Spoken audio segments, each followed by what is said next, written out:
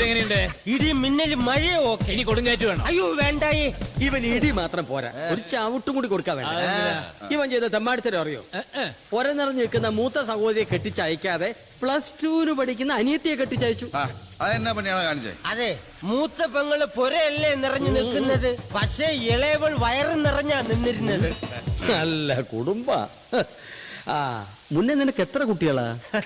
എന്റെ പിള്ളേരുകളെയൊക്കെ മാറിയിട്ട് മതി കുട്ടികളെന്നാ ഫാത്തിമ പറയുന്നത്. അവള് പറഞ്ഞത് ശരിയല്ലേ? പിള്ളേര് കളിച്ച എങ്ങനെയാ കൊച്ചി? ഛെ, പോടാ.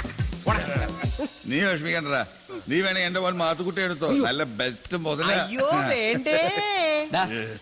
എന്തിനാടാ കഴിഞ്ഞ ആഴ്ച മാത്തുക്കുട്ടിയെ ക്ലാസ്സിൽ നിന്ന് പുറത്താക്കിയത്? അത് പിന്നെ അവൻ അതെ, ടീച്ചർ അവനോട് ലാവ ഉണ്ടാകുന്ന എങ്ങനെയെന്ന് ചോദിച്ചു. അവൻ വാവ ഉണ്ടാകുന്ന എങ്ങനെയെന്ന് എഴുതി വെച്ചു. പാവം തിരിഞ്ഞു പോയാടാ. തന്തയുടെ മോൻ തന്നെ. നിനക്ക് ഇതുവരെ കല്യാണ പ്രായമായില്ലേ?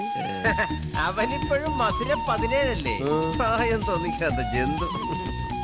ആ പപ്പു, നിനക്ക് ഇനി ഒരു കുടുംബമൊക്കെ ആവാം. അതിനാണല്ലോ ഇവൻ കോളേജിൽ കെട്ടിയെടുത്ത്. ആ പരിപ്പിന് ഇന്ദുവിന്റെ അടുത്ത് വേവും തോന്നില്ല. ഒരു പാവം കുട്ടിയാ, ഒരുപാട് അനുഭവിച്ചു. ഇനി അതിനെ കണ്ണീര് കുടിപ്പിക്കരുത് കേട്ടോ. ഞാൻ ആരെ കണ്ണീര് കുടിപ്പിക്കാനൊന്നുമല്ല വന്നത്, എഴുതാപ്പുറം വായിക്കാൻ എല്ലാരും ശ്രമിക്കുന്നത്.